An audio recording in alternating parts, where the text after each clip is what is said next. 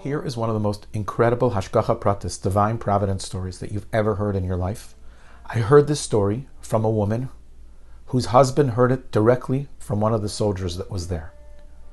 There was a group of special forces in Gaza, and they had a bitter morning of fighting, and they were able to neutralize a lot of the targets and threats.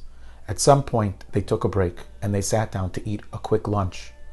You can only imagine when you're in the shatach, when you're in an active situation, you eat lunch with one finger on the trigger and one finger on the sandwich. And that's exactly what they did. While they're eating, all of a sudden, there's a gunshot. Instinctively, everyone jumps up. Maybe they're being fired upon. And one of the soldiers realizes that accidentally he shot his gun. And a bullet came out.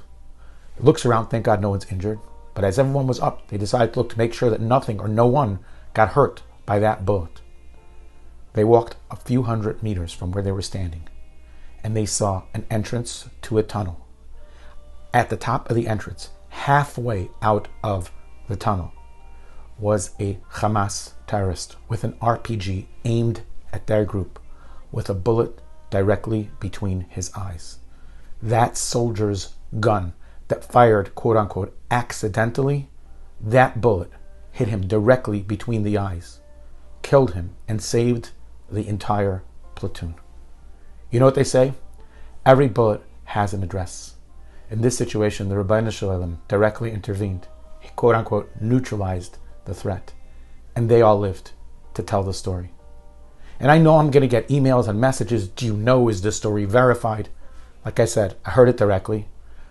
But do we doubt that Hashem could do such a thing? Of course HaKadosh Baruch Hu could do. HaKadosh Baruch Hu could do anything.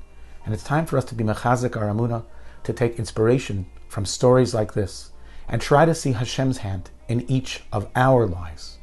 Because ultimately, that's the way we have to live.